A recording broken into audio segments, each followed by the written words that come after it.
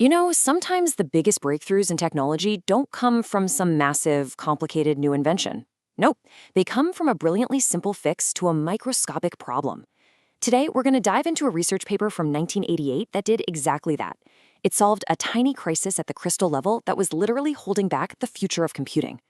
Okay, so let's set the scene.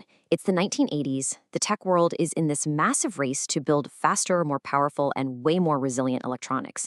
And at the very heart of this race was one single fundamental challenge: the desperate need for absolutely, positively flawless silicon. And this was the multi-million-dollar question. What engineers were trying to do was create something called a silicon-on-insulator wafer. Just try to picture it. A perfect, razor-thin sheet of silicon crystal, kind of floating on top of a layer of glass-like oxide. Sounds simple enough, right? But trying to get it right at the atomic level, well, that was proving to be incredibly difficult. Now, this wasn't just some abstract puzzle for scientists to noodle on. Getting this right was absolutely critical for building what they call radiation-hard electronics. We're talking about chips that could actually survive the crazy harsh environment of space for satellites or withstand extreme conditions in military tech.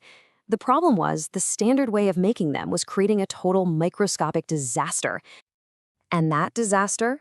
It came in the form of an epidemic. An epidemic of these tiny, fatal flaws that were just ruining these otherwise super promising materials. The engineers were basically fighting this invisible enemy that was destroying their work from the inside out. This enemy actually had a name: threading dislocations. So picture a perfect crystal lattice of silicon atoms, right? All of them lined up in these perfect little rows. A threading dislocation is like a whole line of those atoms getting knocked out of place, creating a flaw that just runs right through the material. It's basically the same as having a tiny invisible crack in a priceless diamond. It compromises the entire structure.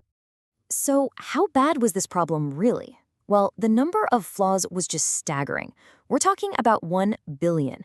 It's a number that really gives you a sense of the scale of the crisis facing chip makers. But 1 billion times what exactly? This number, 1 billion, that was the number of these fatal dislocations they were finding in a single square centimeter of silicon.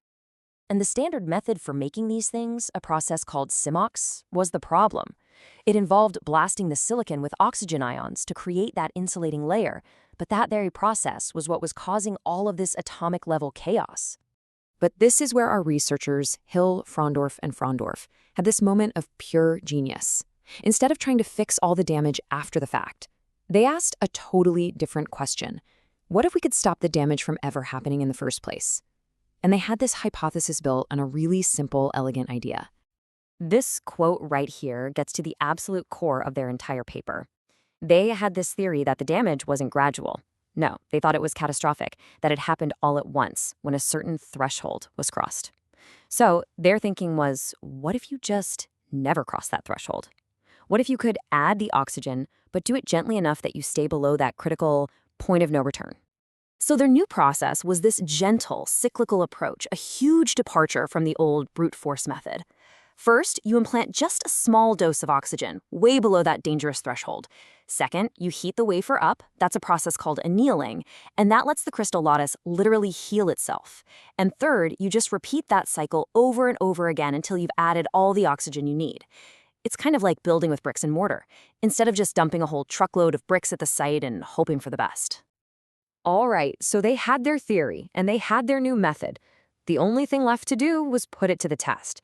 They set up a direct, head-to-head competition, the old, brutal way versus their new, gentle approach. And here's how the two methods stacked up. The standard method, CMOS, used one massive dose of oxygen ions, and then it was followed by a single, really long bake at the end to try and fix the mess. Their new sequential method, SIA, delivered about the same total amount of oxygen, but it did it in 3 small, manageable doses. And here is the absolutely crucial difference. A full, long healing session, that 17-hour anneal, was done after every single dose. The experiment was set. The wafers were prepped, and the results they found, well, they weren't just better. They were almost unbelievable. This wasn't just a minor improvement. It was a complete and total transformation. And here it is. The standard method produced, just like they expected, about 1 billion dislocations per square centimeter. But their new sequential method, It produced fewer than 1,000. Yeah, you heard me right, less than 1,000. That is not a typo. They didn't just reduce the defects by half or even by 90%. They reduced them by a factor of 1,000,000, a 6 order of magnitude drop. It was, well, it was a near-perfect success. The numbers are one thing, but the visual evidence was just as jaw-dropping. When they looked at the standard wafer under a powerful microscope, its surface was a complete disaster zone. It was covered in what the paper calls etch pits, these tiny little holes, each one marking the location of a fatal dislocation. It looked like a forest of imperfections. But the wafer made with their new SIIA method, oh, it was a totally different story. It was pristine. Under the exact same test, its surface was smooth, clean, perfect. No forest of pits, no signs of the threading dislocations that had been plaguing the entire industry. They had actually done it. They had created a nearly perfect silicon-on-insulator layer. So this is an incredible success story, a huge problem and a really elegant solution.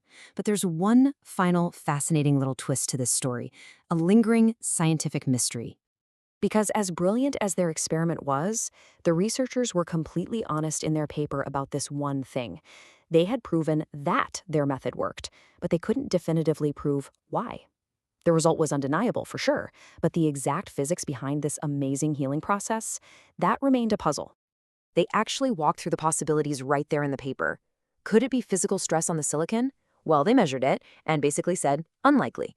Okay, what about tiny oxygen bubbles causing the problem? The evidence from their own microscope images seemed to argue against that too. The most plausible idea they had was simply that the slow, gentle process allowed the crystal's own natural healing ability to keep up with the damage being done. It was a solid theory, but they didn't have the final proof. And that leaves us with a really fascinating final thought. This 1988 paper delivered a practical million-fold improvement that changed an entire industry. But it also reminds us that sometimes in science, you can find the perfect answer without fully understanding the question. They created a near-perfect crystal, but what hidden fundamental law of nature did they accidentally tap into to make it all happen?